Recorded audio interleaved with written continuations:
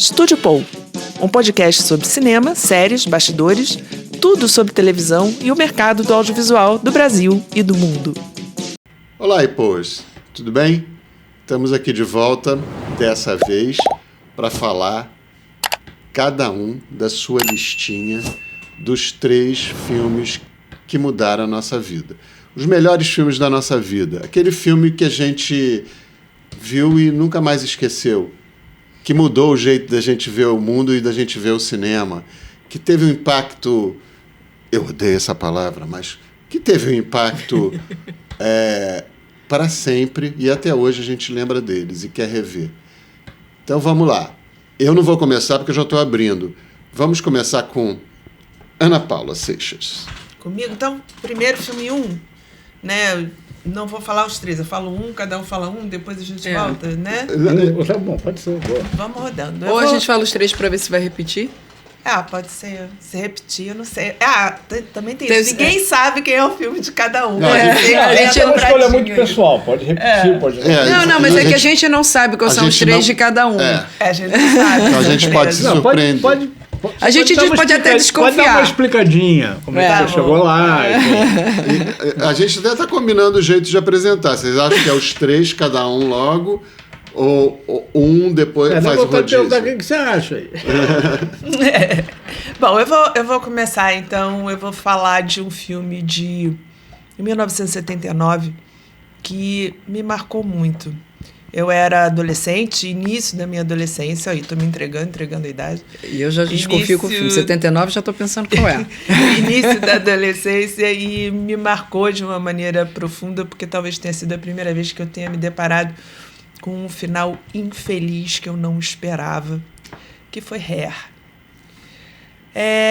Não só me marcou pelas músicas, porque, engraçado, Hair foi uma peça que também foi montada aqui no Brasil, né? Uma peça da Broadway. Desse. Ela me surpreendeu.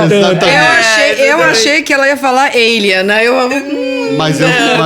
Mas eu tô morrendo de inveja de não estar na minha lista. Não, está na minha lista. Treat Williams, que morreu ano passado. Então, assim, foi uma peça que era uma peça da Broadway, que foi adaptada para o cinema, né? Direção de Milos Forman, maravilhoso, a gente não precisa nem falar, né? A maravilha que ele é. Mas a peça tinha sido encenada aqui no Brasil e a minha mãe tinha em casa o disco da peça. Então eu conhecia todas as músicas do musical em português também. Então eram músicas que eu amava, que eu adorava. Mas eu não conhecia tanto o contexto da peça, eu conhecia mais as músicas que eu amava. E quando eu fui ao cinema assistir o filme maravilhoso, o filme incrível, com Treat Williams, John Savage, Beverly D'Angelo, e ele morre no final. Aquilo me marcou de uma maneira doída. Eu sofri muito aquela morte, né? O protagonista não podia morrer para mim ainda, estava muito cedo. E por um engano, né? Eu acho que isso foi morreu errado. Não, eu acho que isso foi linda adaptação pro filme. Eu não vi a peça. Ele não morreu por engano. Ele acabou sendo recrutado por engano, né? Ele entrou no lugar do John Savage. Que eu acho que a peça não é assim. Acho que isso foi uma mudança, uma alteração que foi feita para o filme, se eu não me engano. Juro, eu vi a peça, mas eu não me lembro. Eu não me lembro. A peça termina, obviamente, com essa coisa pacifista e tal, mas assim, essa virada, a maneira que o Milos Forman colocou e Treat Williams. O Treat Williams. Nossa, morreu recentemente, né? E inclusive a trilha sonora, as músicas são do Galton McDermott, que é quem criou o musical para Broadway. O Treat Williams ali tá num auge de um ator, né? Tá. A cena da mesa é antológica. I Got Life, antológica, inesquecível. E naquele momento que ele caminha, né, cantando Manchester, England, pro avião, e que o coro atrás vai recitando Shakespeare, The Rest is Silence, foi muito impactante. Até hoje, quando eu lembro, assim, me emociona. Eu me emociono toda vez que eu vejo essa cena. É um filme que dá pra ver sempre. E eu tenho um outro problema, porque a Twyla Tarp fez a coreografia de abertura, eu não posso ir ao Central Park, que eu quero sair por lá. Quer sair dançando. Dançando Aquarius. Eu não sei para gerações mais recentes, para minha geração também marcou. É um filme que um dos filmes que está passando, eu paro. Eu choro todas as vezes. Eu acho que para a geração recente, tudo que os hippies estavam falando tem um eco. Né? Não. Eu acho. Eu acho que essas coisas venceram, né? Eu também. Eu tenho assim... venceram até aqui, carinho. A gente não sabe agora, com o advento do extrema-direita. Venceram. Elas tinham vencido até aqui, esse mundo foi forjado. Venceram aqui pode ter um duplo sentido. Venceram no sentido vitorioso ou venceram porque já eu quero explicar, venceram na consciência do mundo ocidental, entendeu? Eu acho que sim. Lá eram os hippies sujos, não sei o quê, mas essa consciência... Mas aí o Ré faz parte desse movimento da contracultura dos anos 60, enfim, contra aquilo que estava se vivendo ali. E se falava já, né, muito da Era de Aquários. Exatamente. Né, essa proposta. E eu lembro também muito disso, isso é uma coisa importante de falar também, porque anunciava-se muito, né, a chegada da Era de Aquários e que as pessoas teriam mais fraternidade. E não aconteceu. E que ela veio e não aconteceu. Ela aconteceu de uma forma diferente do que eu acho que as pessoas imaginavam. O horóscopo errou? Eu acho que eu acho que hoje se tem mais liberdade para uma série de coisas, se aceita com mais liberdade uma série de coisas que não se aceitava naquela época, mas é tudo muito mais radical do que se imaginava. O show da Madonna, né, no último domingo me lembrou da Era de Aquários. Sim. Eu acho que a Madonna faz muito parte. Ela faz parte dessa geração que ela faz isso dessa cultura, que estava lá na Era de Aquários e que veio. Ela faz parte, sem dúvida nenhuma. E, aliás, essas críticas que estão sendo feitas a ela, né, ao show nas redes sociais, exatamente faz parte de uma reação. Totalmente. Movimento reacionário, mesmo na expressão da palavra. Está falando de satanismo. Ao que aquela cultura dos anos 60 representou na vida da gente. As pessoas estão chamando a cena de Like a Prayer de satanismo. Isso é uma reação. Isso é uma reação, uma reação de quem quer uma volta ao sistema cultural anterior. Sem nenhuma dúvida. Isso em termos de conservador, as pessoas. Um bando, né? De gente. Não sei se é um bando, não. Tem número, né? Eu acho e não é nem só no Brasil, né? Isso é uma coisa que está espalhada pelo menos digamos, no lado ocidental, né, da nossa sociedade. Eu escrevi um texto um post no Facebook que era assim, já para falar de Era de Aquários, de Madonna, complementando ali, que assim, começa com esse troço.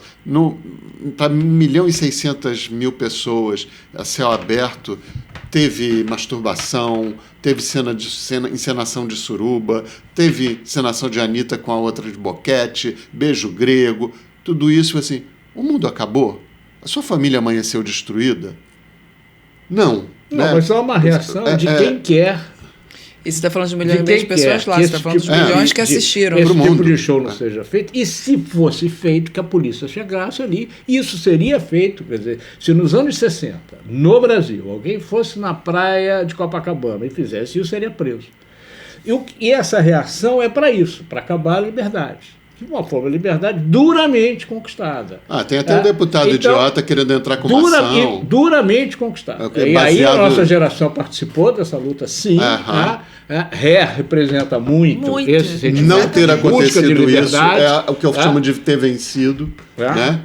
De alguma forma. E essa, como diria o outro cineasta que botava nos seus filmes, o João Tandem, a luta continua. Claro. Mas aí tem sempre ali.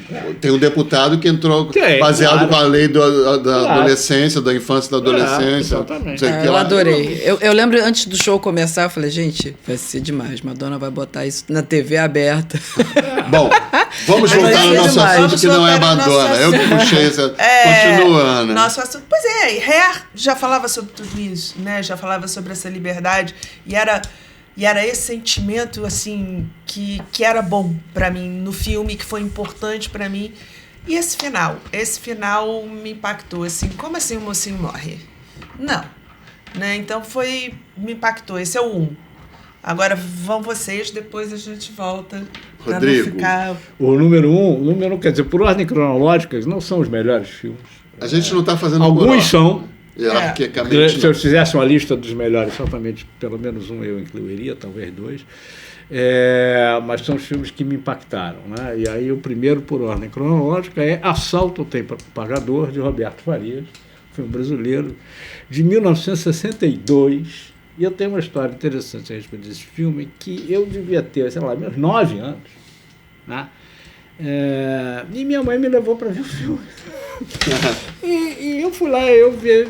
Eu tenho lembranças muito nítidas de ver o filme no cinema, tela grande, um filme preto e branco, né? E em termos de impacto, né? Há uma cena em que o personagem, que é estrelado pelo Reginaldo Farias, que é um dos dois principais, né? É morto, ele é um bandido, ele é morto pelos comparsas, porque fez lá uma besteira e tal, né? E o olhar dele, né, ao ser executado é uma coisa que está muito clara na minha mente neste momento. Agora eu estou me lembrando de ver isso, aquilo me impactou de uma tal forma, eu jamais me esqueci daquilo. Anos depois eu comecei a trabalhar com cinema.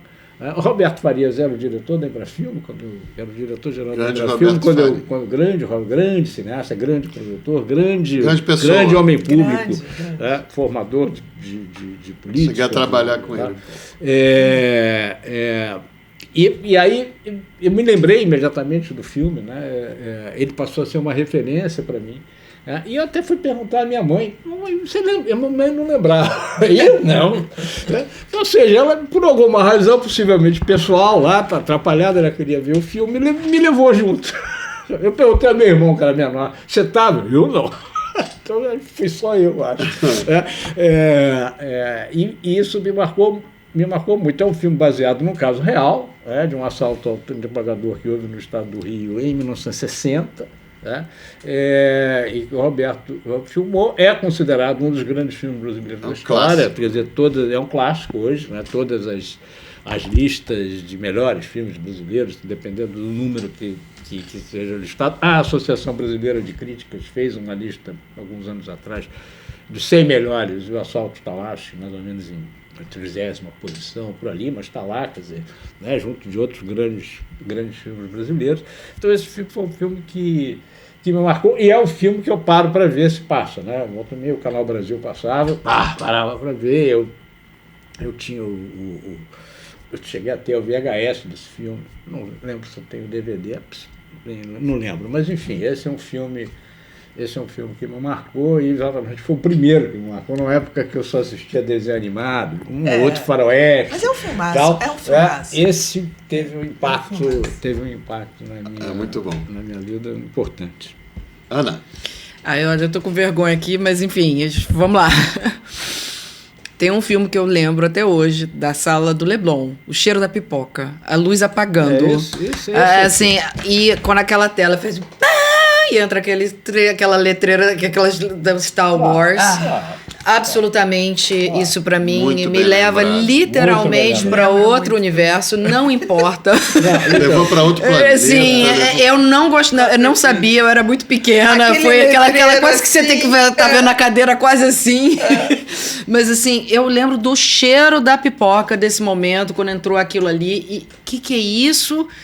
E, obviamente, aquela trilha. O filme foi todo refeito, praticamente digitalizado, quando a tecnologia permitiu para o George Lucas mostrar como ele queria. Mas só aquela cena, para mim, tem uma princesa que sai toda de branco lutando, ela que se salva, não tem cara, não. Você não sabe tirar. Aquela princesa Leia, para mim, foi extremamente, assim, marcando tudo. Eu queria ir para outra galáxia, brigar com ele, ser rebelde. E depois veio a continuação com aquela grande virada, revelação do Darth Vader. Então, assim, tudo, a trilha sonora do John Williams, aquele tema da força. Eu não sei nem, assim, emociona até hoje falar. E para mim é um filme absolutamente que não tenho como ficar fora da lista, porque ele é para mim emotivo. Não é pode nem ser o melhor roteiro, pode não ser uma série de coisas. É um dos grandes filmes, mas assim, aquilo ele abriu uma porta enorme no cinema, né? Sim. Ele inventou um monte de coisa. Para mim isso é um ponto importante, porque para mim, se fosse em ciclo, eu certamente relacionaria o Guerra nas Estrelas, o primeiro, exatamente por essa questão do impacto. Eu até gosto mais do segundo. Quando eu vi no cinema, eu já estava trabalhando, eu já estava na Embrafilme, eu fui assistir o filme, e um pouco aquela coisa de filme brasileiro, eu já estava meio já tinha me contaminado. E aí, quando eu vi, eu falei, cacete, o cinema realmente pode tudo, e numa época que não tinha, Que era não tinha, tudo mecânico, é. né? Quase não tinha efeito visual. O cinema pode tudo, né? Quer dizer, de repente está a gente aqui no meio de um universo, com uma nave espacial. Eu me lembro que a Globo fez um Globo Repórter, Eu em lembro cima do disso making-off do filme. Do making off. É muito E Mostrando que era as uma maquetes, coisa, como é que ele foi filmado, as maquetes, e que era uma coisa extraordinária, né? Essa Extraordinária. porta, de alguma forma, o Kubrick abriu com 2000, mas não abriu com esse universo Não. mitológico desses seres, desses personagens tão afetivos, Não. de tudo É porque isso. tem né? vários filmes que Diferente. você impacta e que eu me impactei, que a gente vai falar de outros por outros motivos. Geralmente, no meu caso, a trilha sonora tinha um peso muito, muito, muito, muito forte pra minha emoção. A gente queria ter Então, aquele assim, robô, aqueles robôs mesmo o todos. King Kong de 76, que eu mal conseguia ler a legenda junto, porque era um dos primeiros.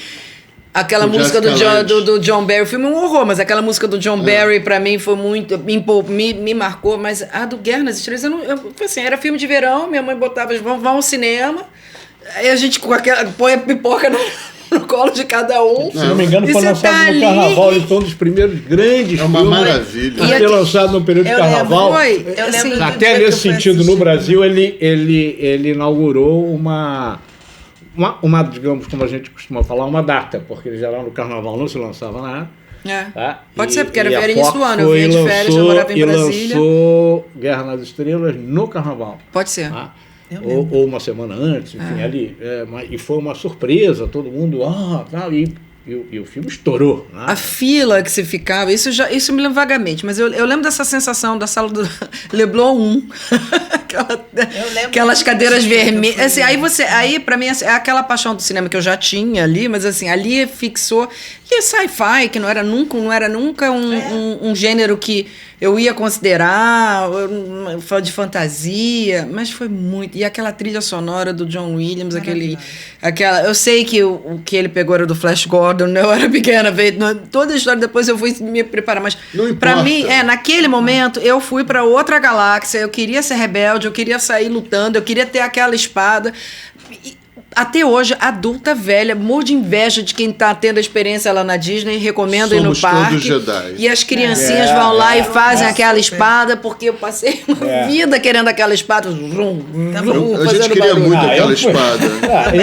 Muito. É uma franquia, né? Porque eu assisti com minha namorada, depois assisti com meus filhos e já assisti com meus netos dentro do cinema, né? Isso Ou sim, seja, é um projetão, né? Isso é que é uma franquia.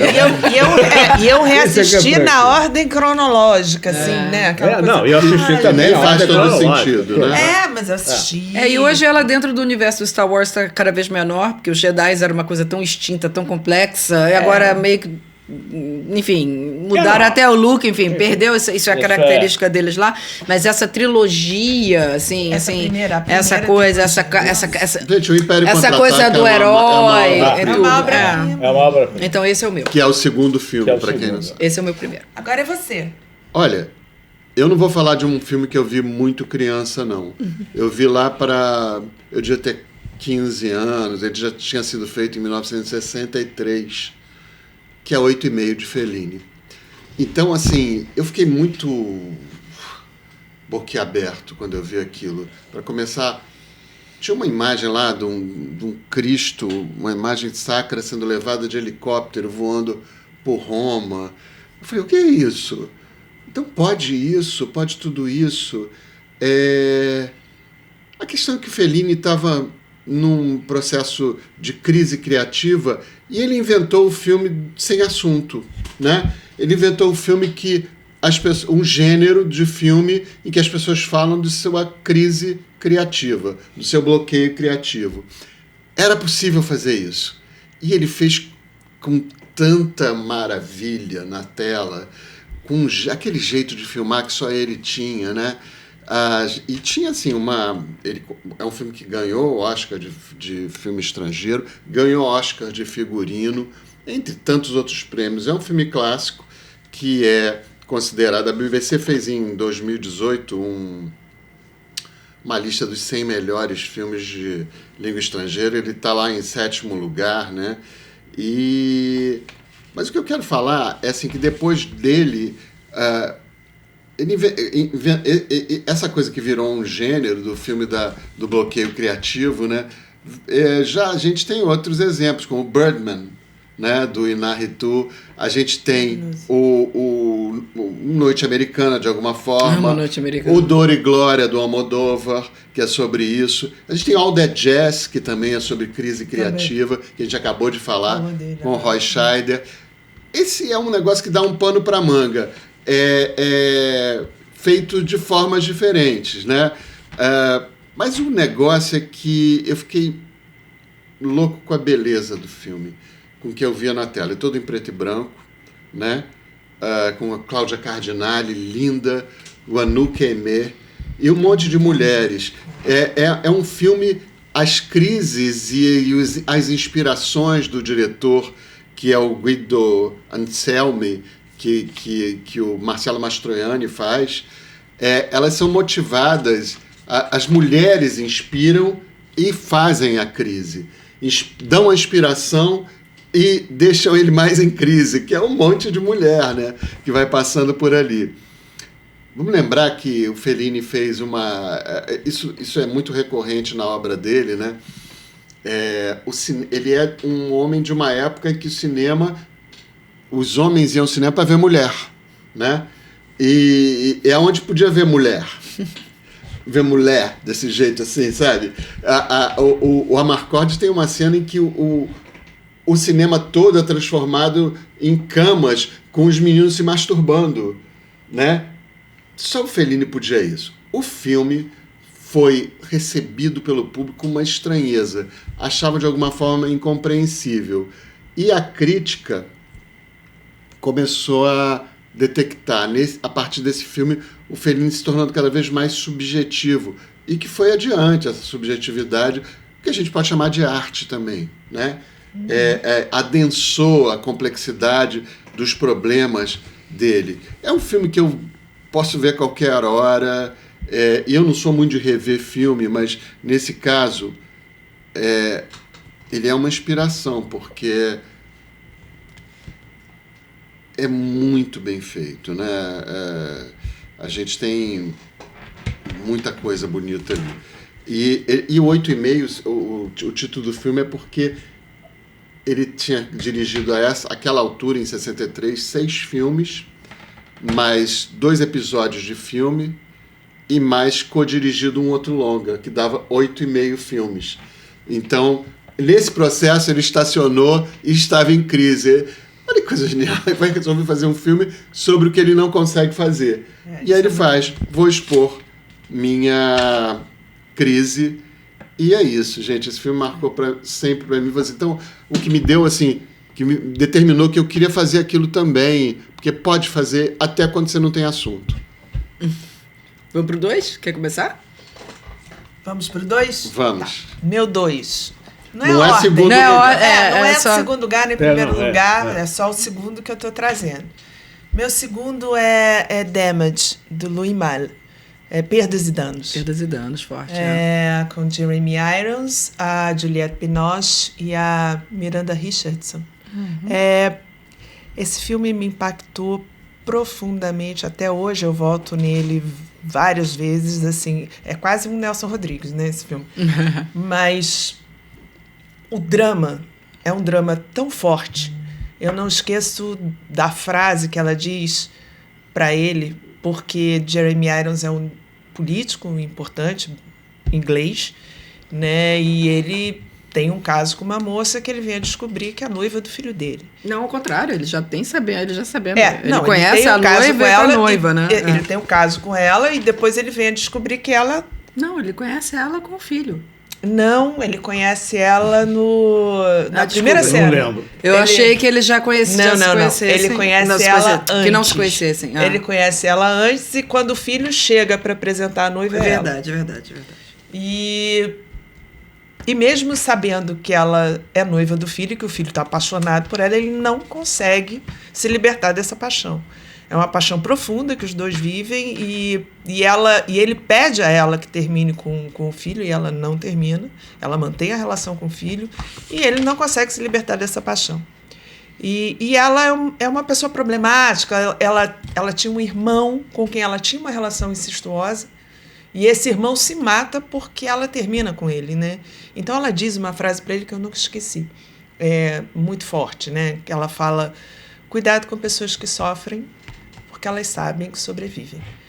É incrível, né? Então esse filme foi me impactando, e também depois tem uma cena muito forte também da Miranda Richardson, porque esse filho dele, quando descobre que o pai está tendo um caso com a noiva por quem ele é apaixonado, ele fica extremamente impactado, ele cai do alto de uma escada e morre. E quando tudo vem à tona, que ele chega em casa, a mulher dele, que é a Miranda Richardson, que é a mãe daquele rapaz que acabou de morrer, e ela está se batendo. Ela está se autoimolando. E ela diz para ele: eu estou fazendo isso para suportar a dor que eu estou sentindo, porque eu não suporto a dor que eu estou sentindo. E olha que naquela época nem era mãe, né? Mas aquilo foi tão avassalador. Eu não esqueço desses dois momentos do filme. E é um filme maravilhoso, uma direção incrível. O Louis Malle, a gente também, né, não precisa dizer, um grande diretor. É uma produção franco-inglesa, de 1992. E esse é o meu segundo, que eu acho... E é da mesma época do Luodfell. Vocês lembram do Luodfell? Claro, Os dois vieram mais ou menos trazendo... Era com Jeremy Irons também. Não, não. Não, era com o Peter... Era do Polanski. Coyote. Peter Coyote. Polanski e a mulher Polanski. Damage foi um dos filmes que eu achei engraçado. Emmanuelle Seiner. Porque o Jeremy Irons já vinha no cinema desde a Mulher Tenente Francês. Sim. Ele era um ator... Gêmeos Mórbida Semelhança. Da Semelhança. E ele vinha já... E aí ele ganhou o Oscar pelo Reverso da Fortuna, que eu não acho a melhor atuação dele. É um filme esquecido. É um filme esquecido. E aí quando ele veio nesse, falei, ok. Porque os outros eu era pequena para poder medir a coisa. Você fala, ok. Jeremy Irons ganhou o Oscar por um filme que ninguém lembra mais. E a Miranda Richardson tá espetacular. E a Juliette Binoche. Miranda Richardson, filha de Vanessa Redgrave, que morreu. Não. Não foi ela que morreu? Não. Miranda Richardson é outra. Aquela, você tá falando, a Natasha Richardson. Desculpe, apesar do Richardson não são parentes, desculpe, é outra. Mas ela era filha do Ralph Richardson. A Natasha. A Natasha. Com Vanessa Redgrave. Tá, desculpe. Mas assim, é um filme que também, se passar, eu paro para assistir. E de vez em quando eu procuro, eu fiquei um tempo com dificuldade de procurar para rever. Streamings ter esses filmes e são filmes incríveis. Isso é um problema, sabe? Eu tive dificuldade um tempo, agora já tem. Amadeus, que é um filme que eu poderia ter citado aqui, mas não que é sensacional, que eu lembrei agora que seria um filme marcante, mas não está na minha lista. Ok, Rodrigo. Ok, 10 anos depois, Poderoso Chefão. Alguém tinha que falar do Poderoso Chefão. Eu também, eu falei, alguém vai botar, eu tirei. Grande escolha. Eu vou subverter um pouco escolha. as orientações do curador da pauta, vou incluir logo os dois. Só, o primeiro e o segundo, para poder abrir espaço para o terceiro. Não, o terceiro não, porque não teve o mesmo impacto. Mas o primeiro e o segundo, né, teve um de 72, outro de 74, e efetivamente uma continuidade do outro. Filme extraordinário, né? Espetacular. Coisa espetacular, em todos os sentidos. Esse também eu paro para ver, já sei os diálogos. Já tem uma série sobre a filmagem, né? E eu vou além, é uma boa adaptação de um livro. Não pode recusar, virou um mantra na minha vida. Até porque Mário Puzo, que escreveu o livro, escreveu o roteiro. Que a gente pode fazer o filme original é de Mário Puzo. O Poderoso Chefão, né? The Godfather, né? Porque eu acho que assim, a gente pode ser uma outra pauta. As adaptações de filmes para cinema, que isso é polêmico. Nunca a gente vai chegar numa conclusão do que foi bem ou não. De livro para cinema. De livro para cinema. E essa é uma boa adaptação. Óbvio que o autor está envolvido, isso ajuda. Sofreu na mão do... Aliás, sugiro ver a série The Offer, da Paramount Plus, que conta toda essa bastidores. Toda essa história lá. Ameaças da máfia para fazer o filme. Não, a gente vê isso naquela série. Não, ele foi lá e é uma coisa que está na série que é muito boa, né? Ele foi lá se encontrar com digamos... Estamos falando de The Offer. Acho que na Paramount. Na Paramount Plus. Ele foi lá se encontrar, digamos, com representantes, né, das famílias e exatamente... E por aí ele conseguiu contornar o negócio dizendo, não vou fazer um filme de gangster, vou fazer um filme familiar. E é exatamente isso. Né? Aquele produtor sensacional. Que é um filme sobre Robert relações Evans, familiares. Né? Que está ali, é o que, digamos, o astro daquela La Família. Daquela história do primeiro e do segundo também. Né? Uhum. O segundo, então, tem família mesmo. Né? Começa com o enterro do pai e tal, lá no... De Niro jovenzinho. Lá na Sicília, né? Acho que ganhou o Oscar, né? Ele ganhou o Ganhou. Oscar de coadjuvante. Ele e o Marlon Brando. É. Marlon Brando também. Ele era Marlon Brando coadjuvante. ganhou o É, primeiro e no dois Ele tá De Niro no ganhou o dois, coadjuvante. e os dois ganharam o Oscar de melhor filme. Exatamente. São filmes extraordinários, né? Vale a pena ver. E isso também não são filmes datados, você vê. Aliás, Eu gosto até do terceiro, aquela cena do Eu palhate. Eu gosto do Eu terceiro gosto também. Só do não é um Palhate, filme. é Só não é um filme. maravilhoso. Só não é um Eu filme. não gosto da que Sofia tá- Coppola no filme, enfim. O Winona Mas eu Ryder gosto pulou dele. fora, Eu não gosto teve de jeito. Pattinson. Mas aqui eu Terceiro. gosto praticamente de todos os atores que estão ali. Né? Quer dizer, até o. A gente podia fazer um estúdio post só sobre poder assistir. É uma coisa impressionante. Né? Porque a gente tem muito para falar desse Vamos assunto. esperar uma efeméride. Vamos esperar. mesmo. Aquele final, né, com o batizado. E ele dizendo, não, veja bem, eu não. A morte dele, A né? cabeça Foi do copiada cavalo, por um gente. monte de gente. A cabeça do cavalo. A cabeça do cavalo é Aquela história do filme, enfim, esse é um filme também em termos inesquecível. em termos de impacto, né, em termos Esse é um filme que eu tenho até medo de ver de novo. Eu vejo sempre. Aliás, eu revi se o tiver primeiro e passando, revi o segundo bem eu recentemente, porque eles estão em várias plataformas, né? Os dois. Então eu revi agora, Não, não tá tem vários. muito tempo, este ano. Né? Assim, o que eu vou fazer? Vou ver Poderosos. Vou ver o. Adoro. Vou escolher um filme. Aí depois, curiosamente, até eu vi uma matéria sobre isso, né? As pessoas estão revendo filmes antigos. Eu falei, que coincidência, né? Eu fiz essa... Antes de ler a matéria, eu tinha exatamente feito isso. Eu falei, não, eu vou rever. Mas você sabe que eu faço isso? Às vezes eu tô procurando. Quer saber? Eu vou rever alguma coisa que eu gosto muito, que eu vou ficar feliz. Aninha. Tô aqui pensando qual dos dois que eu vou falar. Vou manter a década.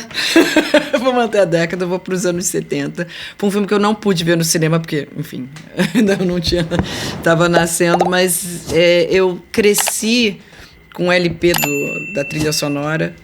Mas meu pai recontava o filme e eu levei um tempão para poder ver, porque exatamente essa dificuldade que não passa nos canais, não tinha VHS, que é A Filha de Ryan, do David Lean. Não é o filme mais icônico dele. Por outro lado, é muito marcante, porque como foi um fracasso no cinema, ele ficou 14 anos sem fazer filme, depois desse filme.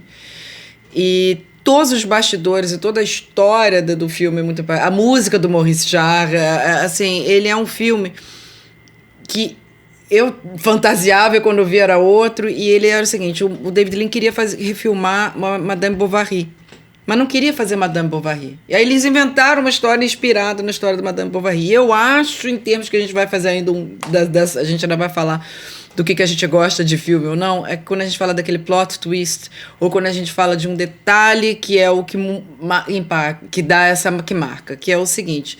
A Filha de Ryan, né? O Ryan tem um papel coadjuvante ali na história, mas extremamente marcante, porque eles colocaram, um período, eles são irlandeses, lidando com todo o domínio dos britânicos ali, e quando eles está chegando a arma para... Já era Aira ali? Aí eu não tenho certeza, mas assim, já eram os rebeldes ali, eles... vão receber as armas, eles todos se juntam numa tempestade que a Panasonic criou uma lente especial para gravar. O David Lean levou meses até ter a perfeita tempestade que ele queria gravar, então ele gastou muito tempo para fazer o filme, por isso que também teve esse impacto. E o Ryan é o grande... O negócio é o seguinte, o Ryan é o informante dos ingleses. E isso é uma cena em que você só descobre lá pro final, vou dar o spoiler, porque foi por isso que impactou. E a filha dele, que estava tendo um caso com um inglês, que não tinha nada a ver com a história, mas ela simbolizava tudo aquilo que as mulheres tinham de inveja, de ódio, porque ela era uma menina tratada como uma princesa, enquanto as outras estavam vivendo uma dureza ali daquilo ali. Então eles se vingam dela, achando que ela que é a traidora. E ela, quando ela sabe que o pai é o traidor, ela não entrega o pai. É uma troca de olhar dos dois, assim, ela, assim, é massacrada pela multidão e tem que terminar, enfim, o filme é muito, muito, muito, assim, acho é muito, ele é atual nesse sentido de intolerância, de tudo mais, de frustrações, cheio de problemas, os bastidores, não é um filme perfeito, mas ele, pra mim, marcou por todas essas coisas. E ele tem essa emoção. E outro dia, meu irmão tava até brincando, porque começa a trilha sonora com um barulho de uma tempestade, um vento. Que ele disse que escuta isso até hoje tem medo. Que meu pai botava isso, eu morria de medo. E entrava que a música do Maurice Jarre entra com algumas poucas notas. Aquele barulho de escuta aquilo já dá mó medo, mas e a fotografia do filme é espetacular. Agora, isso David Lean levou a primeira versão 3 horas e 43 para contar, e os críticos diziam, não tem história de amor que sustente essas 3 horas e 43, sim, entendeu? E é verdade, porque ele foi muito... São cenas lindas, são quadros, mas não necessariamente. Então, assim, para mim impactou, porque eu tinha a imaginação de como o filme seria, através da trilha sonora, e quando eu vi o filme ele era outra coisa e ele me impactou da mesma forma. E é um filme que traumatizou, entre aspas, o David Lean. Então, esse é o meu... Mas era um filme... Eu me lembro... Eu era... É de que ano ele? Ele é de 70. 70. Eu me lembro meus pais indo... Todo mundo ia ver A Filha de Ray. Era um filme que teve um hype na época muito grande. Eu não tinha idade para ver também. E aí foi massacrado pela crítica. E ele ficou com a lenda de que o David Lean ficou tão traumatizado pela crítica negativa que ele teria ficado 14 anos sem filmar. Ficou mesmo. Ele ficou 14 anos sem filmar, mas porque todos os projetos que ele queria fazer eram grandiosos, era num período... E o cinema não era mais desse tamanho, né? E aí a gente volta para aquela outra pauta que a gente vai um dia falar aqui também das coisas que eu não gosto, do filme longo, porque todo mundo quer ser meio David Lean. David Lean não tinha filme curto. Acho que só o Brief Encounter que é lento, que é curto, só.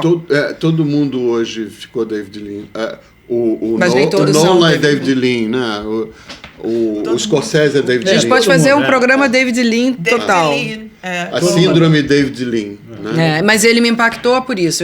Eu cresci ouvindo essa trilha sonora, meu pai contando a história, e eu não tinha noção, obviamente. E ela tem essa coisa política, tem essa coisa Madame Bovary, tem tudo isso. Mas eu me lembro que era muito lindo. Ele é lindo. Ganhou Oscar de melhor ator coadjuvante. Quem era a atriz mesmo? A Juliette Mills, Juliette, alguma coisa. Ela não inglesa. É inglesa, ninguém fez. É Robert Mitchum que fez o papel. Robert Mitchum. Era o Ryan. Né? Não, Robert Mitchum é o professor. Que o Ryan é o... Ele sempre faz papel de coadjuvante. É McKenna, eu não me lembro o primeiro nome dele. Richard McKenna. Provavelmente. Ele não me lembro, era um ator. Mas assim, quem ganhou foi o Oscar de coadjuvante foi o John Mills, fazendo o papel de um. Eu não sei como é que se fala hoje. Eu não vou falar, gente. Eu vou ser cancelada de novo. Eu não quero ser cancelada. Eu sou sempre a mulher cancelada desses programas. Eu não vou falar. Enfim, veja um filme, o filme é lindo. Esquece isso.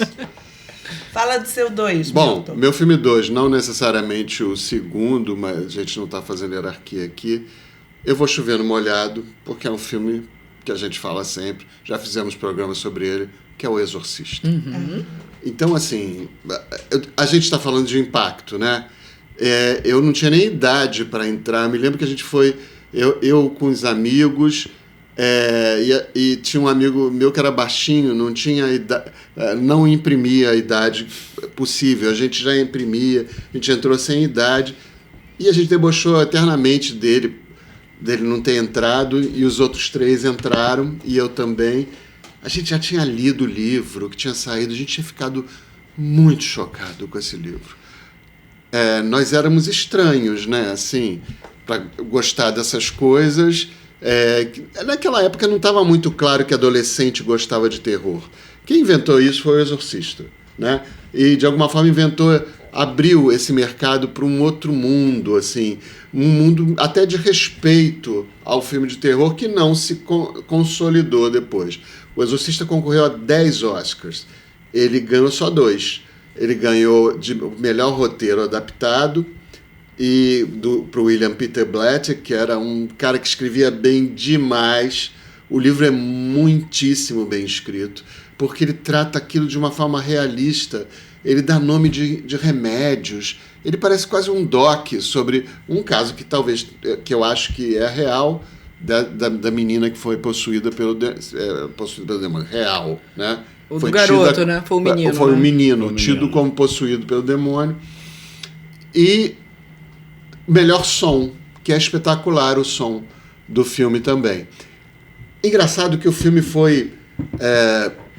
tem escolhas muito ousadas, né? Ele foi tirar o Max von Sydow lá dos filmes de Bergman, de arte, complexos, enigmáticos, para fazer O Exorcista. Que começa o filme, ele está lá no Iraque, né? Quando ele se depara com um demônio Pazuzu, né? Uma estátua, e ele sabe que ele vai ter que enfrentar de novo. Aquilo ali, para mim, já dá aqueles cães latindo, aquele vento, aquele sol amarelo, aquela atmosfera no Iraque. E depois vai indo, num crescendo, uma coisa que a gente nunca tinha visto no cinema. De novo, assim como 8,5 me disse sobre coisas que eu não sabia que podiam, O Exorcista, eu sempre repito essa cena aqui. Quando eu vi aquela menina se masturbando com uma cruz e falando coisas horrorosas, como deixa Jesus fuck you, let Jesus fuck you, né? Aquilo, eu falei, mas pode isso? A gente estava na ditadura. Aquilo ali pode. Até hoje, acho que nenhum filme de terror igualou em ousadia O Exorcista. Eu acho que nunca foi na ousadia dos costumes como O Exorcista foi. Foi um choque. Ele era um filme que tinha um hype danado. Os meninos da minha idade só queriam ver O Exorcista. Todo mundo... Enfim, foi um marco na minha vida. Eu nunca mais me recuperei dessa cena, assim, no sentido de... Eu nunca esqueci dela.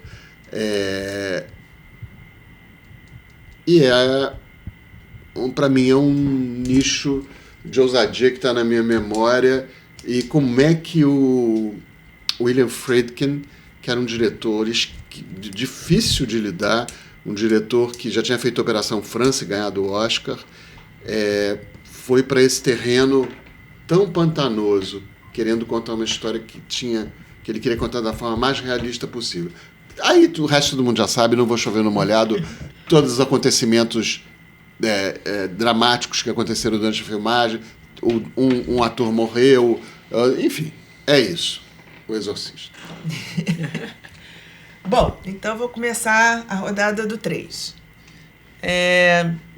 O meu filme 3 é um filme mais recente, é um filme de 2001.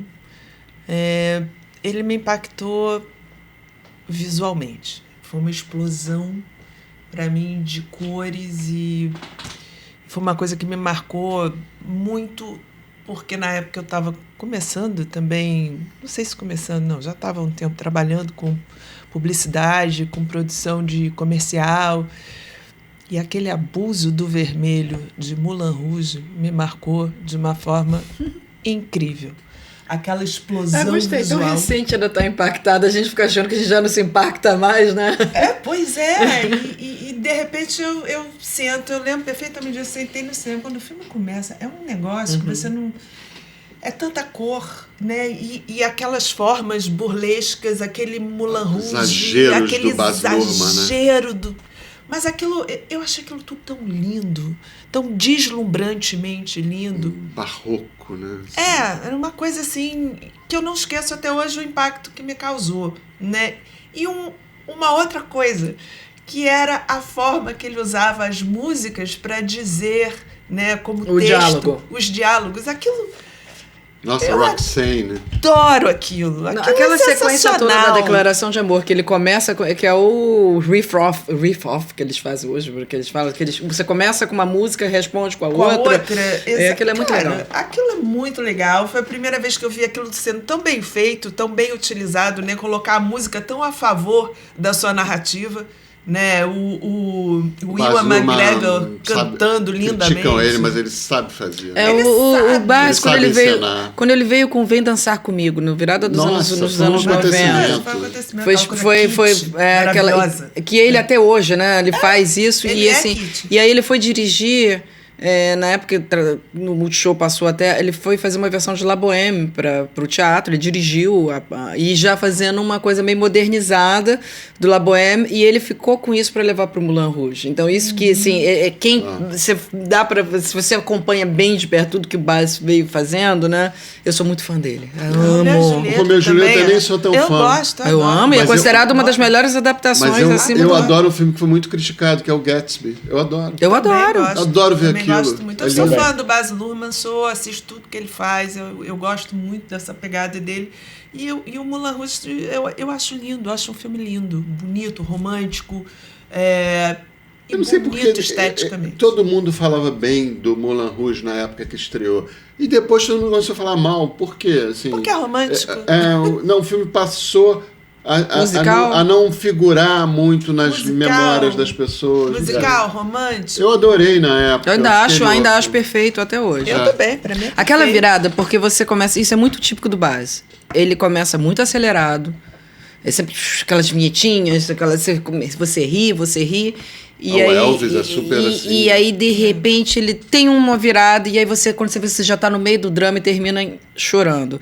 Eu vi Moulin Rouge quando eu estava morando em Nova York, lá no Paris, no cinema mesmo, que eles fizeram abrindo com a cortina vermelha, e era muito engraçado porque todo mundo rindo histericamente, e aí começa aquele silêncio e no final todo mundo chorando, doído, as lágrimas. E assim, há 2 anos, se não me engano, teve um musical da Broadway. Tem ainda, tá lá, tá em cartaz, lá, né? Tá em cartaz ainda. Então, significa que fez sucesso. Alguém falou que não tinha sido um sucesso. Não, mas ganhou ainda prêmio, tá. Ganhou Tony, Ótimo. Tudo, não. Ótimo.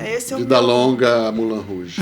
Vida longa, Moulin Rouge. Porque Craig Armstrong, é uma super explosão em vermelho. Compositor. Vermelho ousado, porque ninguém ousava tanto com vermelho. E depois tanto que ele deu abriu o subtítulo. Vermelho. O subtítulo em português é em relação ao vermelho. Ao né? vermelho. É uma explosão de vermelho. E a virada da Nicole Kidman, porque foi quando ela veio bem naquele momento. Ela era já uma grande atriz. Ela ganhou uma homenagem esse ano aí do American Film Institute. Mas ela já era uma grande atriz, mas ela estava à sombra do casamento dela. Com quem? Com quem? Tom voltou. Ela estava à sombra do... Tinha que ter. Em algum lugar. Até agora eu parei nem filme, nem produção. Até assim, ele abriu... Mas ela estava à sombra dele, foi a virada dela sair hoje, ninguém lembra. Né? Ewan McGregor para um lugar que, para mim, é um ator que não me diz muita coisa, é sempre muito burocrático. Mas no Moulin Rouge ele foi... Jogou na Cova dos Leões. E ninguém esperava. Na realidade, esse filme chegou a ser considerado, a ser feito com Catherine Zeta-Jones e Heath Ledger. Isso. E ela fez, inclusive, depois Chicago, porque ela ficou mordida, porque ela vinha de musical e não fez, e a Nicole, que nem cantava, foi cantar. Heath Ledger ia ser ótimo. E porque a Nicole era já essa musa do Baz, ele não, é com ela que tem que ser esse filme, e aí... Enfim, não sei como o Heath Ledger não imprimiu com ela, não sei, eles botaram o Will McGregor. Mas, que canta, assim, né? Porque cantava. Os dois, ele pôs os dois pra cantar. Ele é cantor. Então, assim, acho assim, eu amo o Baz, amo o Moulin Rouge ponta a ponta. Ótimo. Rodrigo, o meu terceiro vai, na verdade, é uma combinação de tema, quer dizer, história, a Segunda Guerra Mundial, que é uma coisa que me interessa muito, né? A tragédia do Holocausto, e o cineasta que mais provocou impacto, né, em mim dentro da sala de cinema. Né? Inclusive em momentos assim, um pouco complicados da vida e tal, que de repente, até da vida profissional, eu sempre trabalhei com cinema, mas de repente vi o filme e falei, não, realmente esse negócio de cinema é extraordinário, olha que filme maravilhoso. Esse tipo de impacto que é o Steven Spielberg e o filme A Lista de Schindler, né? Claro. É um filme extraordinário em termos de filme sobre o Holocausto, sobre a Segunda Guerra Mundial. Eu acho que seguramente, se não é o melhor, é um dos melhores. É um dos melhores. Na minha opinião, é o melhor. Foi um impacto que a cena daquela menina com um casaco, né, que ela tá, um casaco vermelho, um filme preto e branco, né, que tem duas imagens coloridas, uma de uma chama e outra da menina que passa. Ray que depois, Fiennes maravilhoso. e que depois você vê, depois dessa menina aliás, numa, o Zona de Interesse faz duas referências, eu acho, para mim muito nítidas, né, a lista de Schindler. A primeira, o olhar do comandante do campo, né, que você, no caso do filme do Zona de Interesse, você só vê o olhar, você não vê o campo, né, e aqui no filme de Spielberg ele dá uma geral, né, e aí a menininha passa e depois aquele carro com os corpos sendo levados para o crematório, que também aparece em outros filmes. Aliás, eu vi isso, uma referência a isso agora nesse filme Guerra Civil, tá? Que está aí, que depois é um filme que a gente podia até falar nele, porque também é um filme recente que mais me impactou. E só impactou a mim, pelo jeito. Acho que eu consegui li alguma coisa naquele filme que em geral as pessoas não leram. Mas, enfim, o Spielberg tem, quer dizer, essa capacidade de impactar, né? Até hoje, quando eu vou muito a São Paulo de carro, né? Até hoje, quando eu vejo um caminhão abusando da velocidade, eu me lembro. Você lembra de Encurralado? Quem não lembra, né? E vai por aí, né? Quer dizer, aquela cena inicial do tubarão, né? Com aquela música, o uso da música, né? A reação da sala, aquela sala cheia de gente, como é que aquele público reagia. Aliás, eu tenho uma lembrança de Tubarão, ele foi lançado no dia 25 de dezembro, né? De 1976. Eu estava na casa da minha avó, que era em Copacabana, na Domingos Ferreira, e fui acompanhá-la até a casa da irmã dela, que era casada com o irmão do meu avô, e que era onde era o almoço da família de Natal. Era no dia 25 que a gente comemorava, e nós saímos andando, eu fui com ela e tal, e de repente a gente dobrou, quando chegou perto da nossa de Copacabana, acho que pela Santa Clara, a gente deu de cara com uma fila enorme, Aí eu fui, peraí, deixa eu ver onde era a fila do Metro Copacabana para a primeira sessão do Tubarão. Então, na verdade, vai para o Spielberg, né, que tem filmes fantásticos. O seu 3 virou Spielberg, né? O meu 3, na verdade, eu estava aqui pensando nisso agora. Né? O meu 3, na verdade, virou Spielberg, porque eu estava lembrando dessa ET, Cor Púrpura. Cor Púrpura, que eu acabei de rever há pouco, por conta do outro Cor Púrpura, do Cor Púrpura mais recente.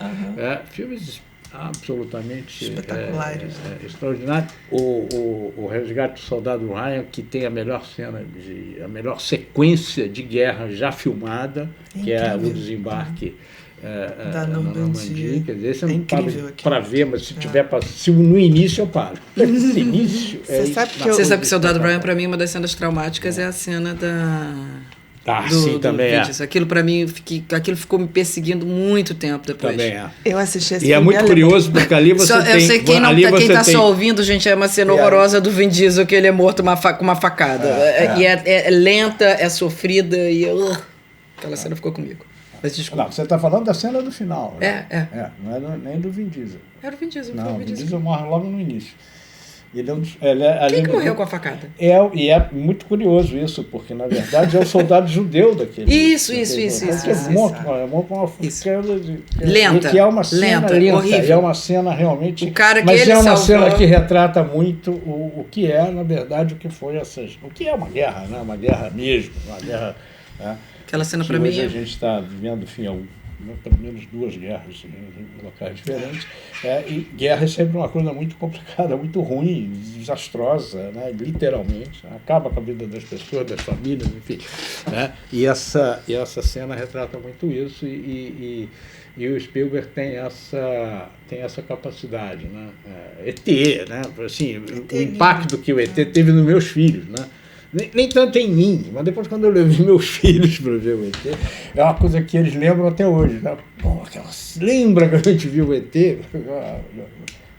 É marcante, eu tenho as cenas, as falas, até hoje. Então, na verdade, o meu terceiro filme seria a obra de Steven aí você para mim é o meu cineasta predileto, enfim, Fácil. Também sou fã ardorosa.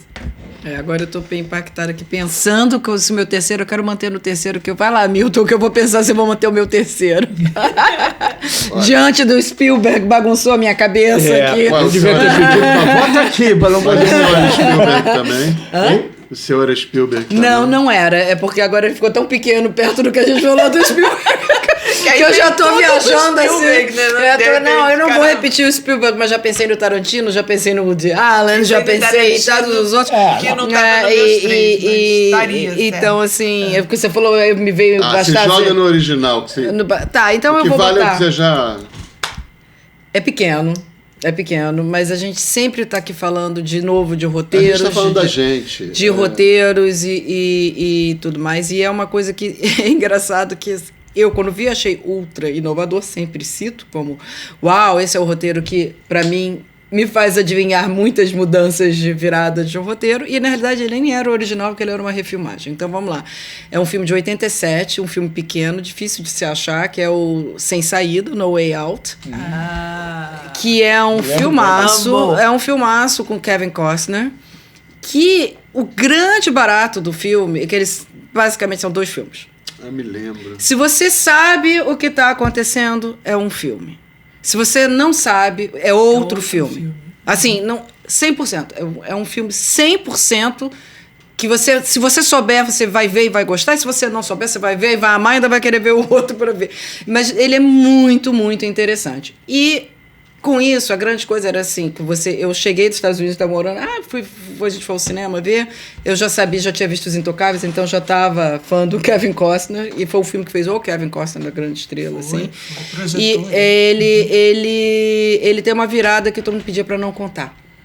Porque se você soubesse o segredo, realmente você invertia. Tipo Sexto Sentido, se você já sabe, você vai ver outro filme, era exatamente isso. Mas a partir desse filme, se falarem para mim que você tem uma virada que você não imagina, eu inverto exatamente e já vou para ali, porque, vamos lá, é uma história onde o cara, acontece um crime, onde que quem comete o crime joga para a pessoa investigar e abafar. Só que a grande virada do No Way Out é que eles jogaram numa época de Guerra Fria. No final da Guerra Fria. No final da Guerra Fria e tal. Mas assim, aí eu fui fazer uma pesquisa e aí eu vou àquela coisa de Chauvin, que você acha que esse aqui é o grande filme. Gente, esse filme não é. Ele foi refilmado 2 vezes, ele é de um livro de 40 e poucos, inspirado... então você vai lá, você vai... Então, Acho assim, que nem na época eu sabia. Exato. Então é o seguinte, vejam No Way Out. Se vocês conseguirem achar filme desses clássicos, vejam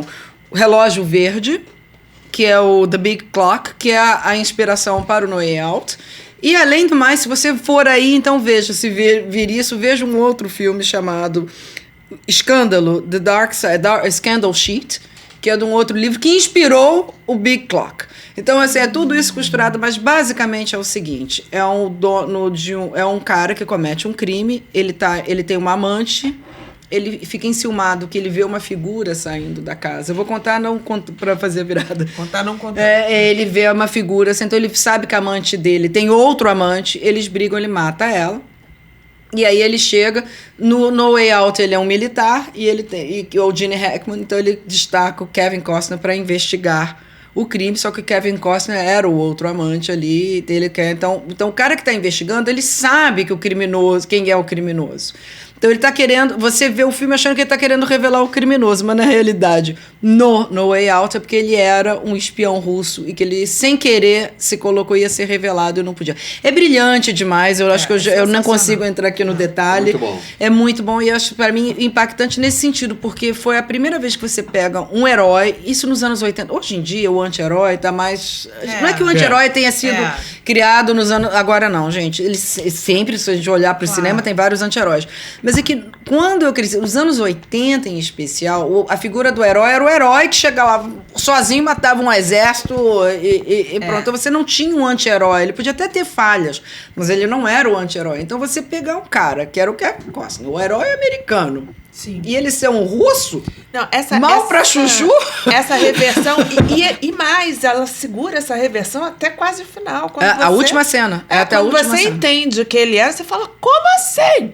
Porque né? isso que é o legal. E se você vira o filme, porque é o seguinte, durante a Guerra Fria existia a lenda, e hoje tem os The Americans, várias cenas, tem várias séries até hoje trabalhando essa lenda que existia durante a Guerra Fria, de que os russos infiltraram os espiões deles na cultura americana, colocando famílias em que até crianças nasceram nos Estados Unidos, mas eram russas. E elas teriam infiltrado no exército para poder revelar. Então, eles eram impossíveis de serem descobertos, porque eles não tinham migrado, não tem sotaque, eles não eram identificáveis, assim. E ficavam adormecidos. Eram as até células, que assim. fossem acionados. Então, que é a história dos Americans. E do Americans, série então. Ótima, aliás, Então, muito boa. exatamente. Então, eles pegaram essa história do Relógio Verde, que é um outro contexto, e eles foram e botaram Kevin Costner, que começa o filme virando um herói americano, chega em Washington, o Gene Hackman é o secretário de guerra lá, né? E eles compartilham a amante, que é a Shani Young, do Blade Runner. E ela morre, e o Gene Hackman pede pro Kevin Costner investigar. E o Kevin Costner tá querendo revelar que é ele, mas é que existe uma foto dele com a Shani Young. E aí você fica achando que ele tá querendo só pra expor porque ele é o herói. E não, é porque ele era o russo, e sem querer ele seria e foi revelado como grande espião, e ele não podia mais, tinha que ir embora. Então isso é muito legal, mas a história original, que isso que é o bacana que eu descobri depois na pesquisa, o autor que fez o livro, ele era um jornalista que estava muito... Ele trabalhava no jornal, ficou puto com o dono do jornal que mandou ele trabalhar, demitiu, e ele fez uma história que o dono do jornal tinha cometido um crime. E ele, como repórter policial, investigativo, tinha que fazer essa descoberta, e ele tinha que revelar o cara. Então o filme é com o Ray Milland, né? Isso, É o filme seguinte. Ele fez Intocáveis e depois fez esse. Ele fez esse, o Kevin Costner. Kevin Costner no auge. No auge. Então, assim, eu recomendo ver, porque por questões de roteiro. O filme deve ter várias coisas de anos 80 já datadas e tal. Mas, assim, essa dualidade que eles conseguiram colocar... É um filme de ação, é um filme de romance, é um filme de suspense, e ele tem essa surpresa. E quando você descobre e revê o filme, ele nunca enganou a gente. Nunca enganou. Da primeira cena até a última, ele é o russo descaradamente. É que você nunca vai imaginar que ele é o vilão. Você leva um susto e isso é muito legal. Acreditar. Então esse é o meu terceiro filme. Embora não seja um Spielberg. Estava vendo aqui, estava relembrando o cartaz do filme. É um crime passional ou um ato de traição? Exatamente. Tá boa essa pergunta. É uma frase boa. É um crime passional ou um ato de traição? Então eu pus um filme meio arte, do outro pop, mas eu me lembro, sinto meio mal. Eu me lembro muito bem do impacto, por exemplo, que eu tive quando a gente descobre que é ele. Caramba! E até no final ele nem consegue falar russo direito, né? Porque ele já estava tanto tempo lá, ele não consegue. Mas é muito... Eu acho assim, pra mim é um filme legal, que todo mundo deveria ter como roteiristas que queiram fazer essas viradas. Entendam como você pode contar uma história. Você pode contar uma história e fazer isso. Ele é da Paramount, ele não é muito fácil de achar. Aqui, por acaso, exatamente, você está falando, eu estava vendo aqui. Está aqui Prime Video e Apple. Onde assistir? Prime Video e Apple. Porque ele vale. Eu queria ver os dois outros, o de 52 e o de 48. Porque eles são. O de 48, que é o Relógio Verde, do John Farrell, do pai da Mia Farrow até. Ele é mais fiel ao livro. E o outro, de 52, é o livro que inspirou o livro. Então, assim, acho que quem for cinéfilo e tiver acesso a essas coisas, vale a pena ver. O Escândalo, de 1952, e o Relógio Verde, de 48. E aí sim, ou inverter a ordem, ver o No Way Out. Então, se você vê que é uma história que dá para adaptar. E ela foi muito bem amarrada. Milton? Bom, eu vou encerrar aqui com o meu terceiro filme. Um filme que todo mundo acha datado, um filme que às vezes é esquecido, assim, mas é um filme que para mim foi esse negócio do impacto, né? E ele vinha cercado de uma expectativa de ser censurado. Ele é um filme de 1971, eu tinha 9 anos. Quando ele veio para o Brasil, ele foi liberado com tarjinhas. Bolinhas em cenas de sexo, que é o Laranja Mecânica do Stanley Kubrick. Eu ia falar que a gente não tinha falado do Kubrick ainda, falei, como é que a gente não vai falar do Nós Kubrick? temos, é o cineasta preferido do Steven Spielberg, né? É um grande cineasta que sempre fez as coisas de uma forma muito trabalhosa para os estúdios, né? Deu muito trabalho, porque era muito perfeccionista, por isso não fez tantos filmes assim, mas fez filmes que marcaram para sempre, né? A indústria e a arte, né? Do cinema. Eu gosto é uma ficção científica distópica baseado num livro lá de 62 do Anthony Burgess, que eu já tinha lido, e era um livro muito trabalhoso de ler porque ele tinha um vocabulário recriado, né? E todas as edições vinham com um glossário atrás. Algumas expressões até ficaram assim como gírias em inglês, como horror show, por exemplo. Aí você fala que o negócio é horror show.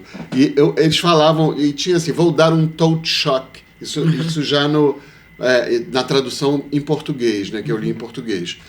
Vou dar um tote shock na pessoa. É um livro muito violento, mas é um tema que continua atual. Delinquência juvenil.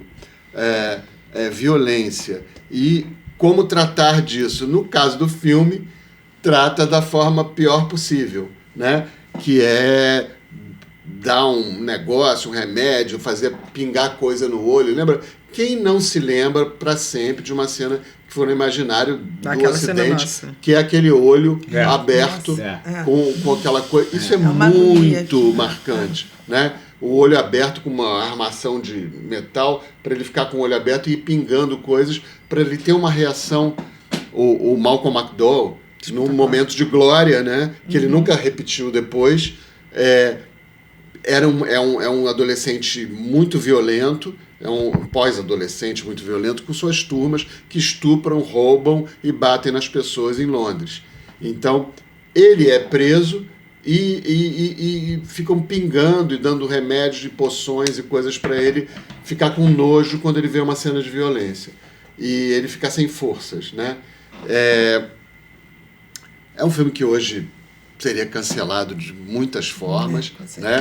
É um filme que é bem violento. As cenas de sexo no Brasil ridiculamente vieram com bolinhas nas partes pudendas das pessoas. Aquilo era de um ridículo atrás. Era de um ridículo atrás. E assim, e tinha uma coisa muito interessante, né? A música, né? A música de Wendy Carlos, que é a pessoa que inventou, junto com o Robert Moog, o sintetizador. Ele era Walter Carlos e fez uma transição de gênero, uma transição de cirurgia, 1 ano depois do filme. Ele tinha muitos discos já lançados, Switched on Bar, que era pegar o bar e tocar eletronicamente, né? Então o Kubrick chamou ele para fazer o Beethoven, porque o personagem era obcecado por Beethoven. E o método que faziam... o Beethoven está perpassando o filme todo. É um método ludovico, que é o método Ludwig, né? Que é fazer isso de arrefecer a pessoa em relação à violência, né? E a música tem uma nona sinfonia, tem uma cena de uma nona sinfonia que o Kubrick pega uma estátua de Jesus e só a edição faz Jesus dançando. Eu até hoje choro quando vejo isso, porque tanta emoção junta de música, de ousadia, de engenho. O filme tem muitos momentos assim, e tem uma direção de arte que é camp total, assim. É tudo assim na época da fibra de vidro, do plexiglass e esculturas com essas coisas assim. Hoje você diz, ai, que coisa cafona, ai, que coisa... eu acho que continuo achando ousado, e é tudo com muito peito, muitos órgãos genitais, muita coisa em fibra de vidro. O cara vai num bar, o bar são mulheres segurando a mesa, assim, é tudo muito exploração do corpo feminino num mundo distópico em que o estupro era moeda corrente e as coisas aconteciam com muita violência. O título é uma expressão baseada... A Laranja Mecânica é um título... Porque eles conversam sempre numa coisa, um idioma cockney, que é inglês de rua, assim, popular, mas as gírias são misturadas com coisas eslavas e mais o cockney fala... Tem uma coisa assim, as queer as a clockwork orange. Isso é estranho como uma laranja mecânica. Não faz muito sentido em português, mas é isso que explica o título, né? Então, eu acho que é isso, gente. Eu acho que ele tem... Essa direção de arte também simplifica máscaras venezianas. É muito engenhoso. Eu tenho até medo de rever. E perdeu... E perdeu o impacto que foi isso. Porque é de uma ousadia... Eu acho que perde esse ele tem uma ousadia para onde o cinema nem foi. O Kubrick foi para um lugar ali onde... Por isso que continuo achando, mesmo que todo mundo ache que é datado, mesmo que o filme tenha sido perseguido pra caramba, para mim ele é ousado ainda. Ele é mais ousado que datado, embora você não consiga vê-lo hoje com mesmo os ousadia, olhos. Mas ele é mais ousado que datado. Ele poderia ser feito hoje, enfim. Não sei se teria o mesmo impacto, ou talvez tivesse. Mas ele é uma junção de teria música que ser um cineasta genial como Kubrick. Exatamente. Não tem. É difícil. Nenhum cineasta consegue fazer aquilo de novo. Não dá nem para pensar em refilmar esse negócio. O Kubrick é único, gente. Porque ainda tem esse envolvimento de música com maestria de câmera, com saber aonde botar a câmera direito para criar uma coisa misteriosa. Kubrick é isso. Reunindo Kubrick e Tom Cruise. Eyes Wide Shut. Eu esqueci o nome. Acabou a sua cota de Olhos 3. bem fechados. De olhos bem fechados. Acabou a sua cota de 3. Não, Tom não entrou diante de Fazendo que ninguém. nem o Rodrigo, me apropriando do diretor. Por incrível que pareça, a gente fala isso tudo, mas ele não tá na minha lista nem do top 10. Nenhum filme dele. Mas tudo bem. Gente, mas é isso. Okay. O episódio de hoje foi esse. A gente falando sobre os filmes importantes e que marcaram nossas vidas. E teremos outras edições, com certeza, porque é muito bom falar disso. Vale deixar aí quais são os de vocês, e a gente, de repente, volta pra falar. Deixa aí nos comentários, porque é muito bom. É muito bom falar do que a gente ama, né? Um beijo, até a próxima. Tchau, gente.